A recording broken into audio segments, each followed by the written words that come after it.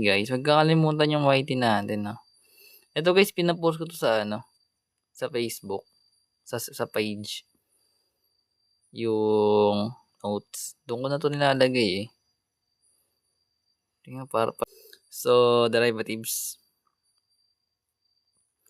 So, let's say man tayo f of x equals 3 over x raised to 4 plus 2 square root of x. Pin natin guys yung first derivative na ito. So, ayan, differentiate lang natin. So, kapag mayroon kang ganito guys na given, para hindi ka mahirapan,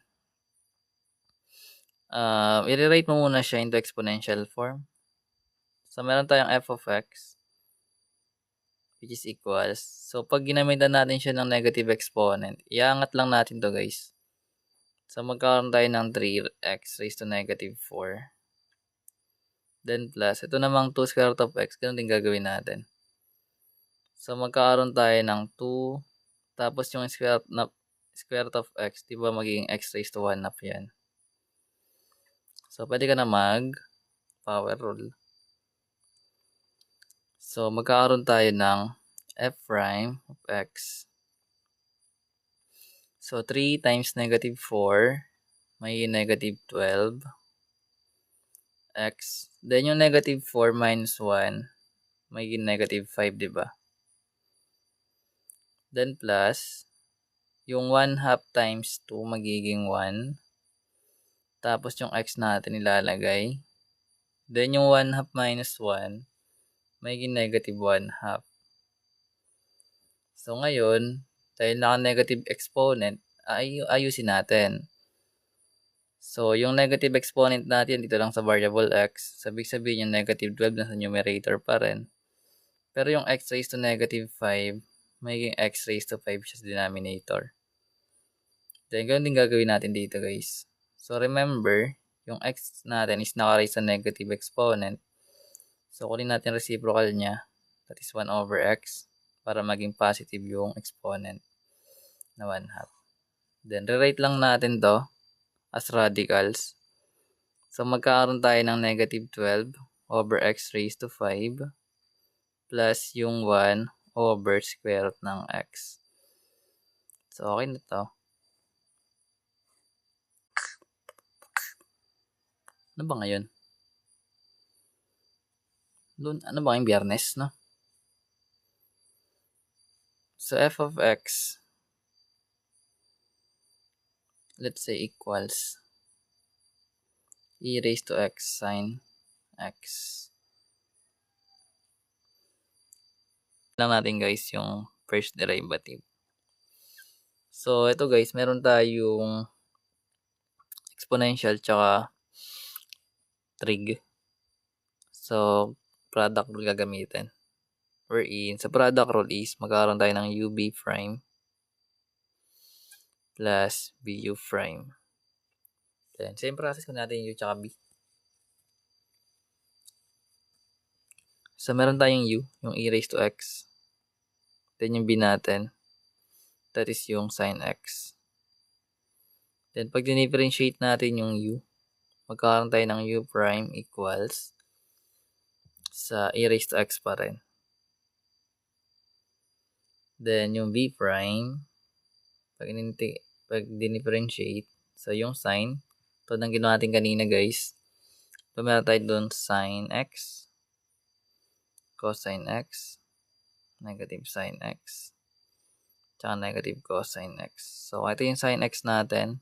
Differentiate niya is cosine. So, meron tayong cosine x doon. So, plug na natin siya dito guys sa product rule. So, magkakaroon tayo ng f prime of x, which is equal sa u na e raised to x. Then, yung b prime natin na cosine x plus yung sin x times yung e raised to x na u prime. So, ayusin na lang natin. So, magkakaroon tayo ng e raised to x cosine x plus, lagyan natin sa unahan, e raised to x sin x. Or kung gusto may factor out to pwede rin guys. Kasi itong term natin is meron silang pares e raised to x. Pwede pa siya i-rewrite as e raised to x. Then yung cosine x natin plus yung sin x. Pwedeng ganyan, pwedeng ganito. Ikaw bahala. Anyways. Number 3. Nantok na ako Gawing IBB ako. Sa'yo lang yan Sa'yo lang ni. So number 3, let's say meron tayong g of x equals ln x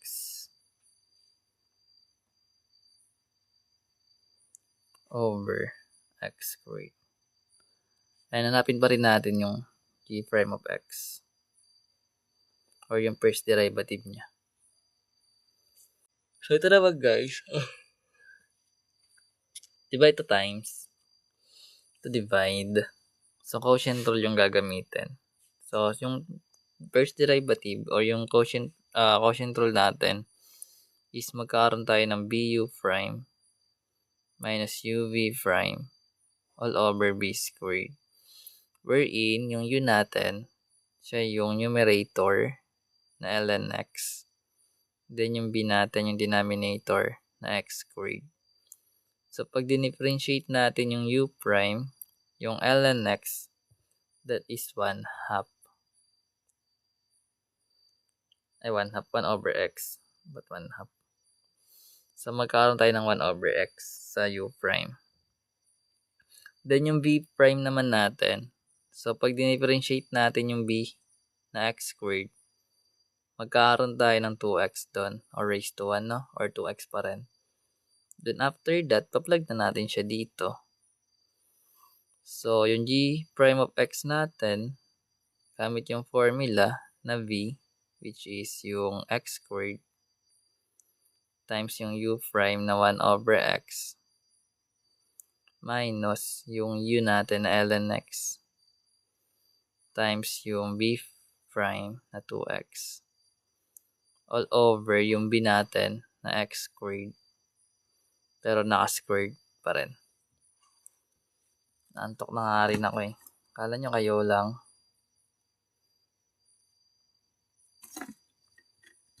So ngayon, pwede natin yan sagutan.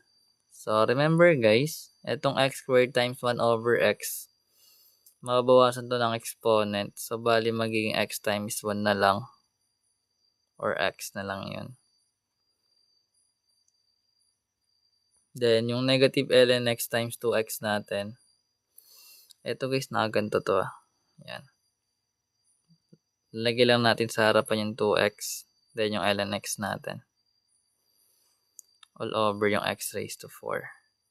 Wherein ito guys, pwede ma-simplify. Kasi ito may x dito, tsaka dito pwede ilabas. So, factor out lang natin yung x. Then, magkakaroon tayo ng 1 minus 2 ln x all over x raised to 4. Then, pag sinimplify natin, ito na mababawasan. So, magkakaroon tayo ng 1 minus 2 ln x all over x cubed na lang. So, ito yung first derivative niya. Ganyan siya ginagawa. Kung hanggat kaya mo siya i-simplify, gagawin mo. So, meron tayong tan 5x cubed. So, kunin lang natin yung h prime of x.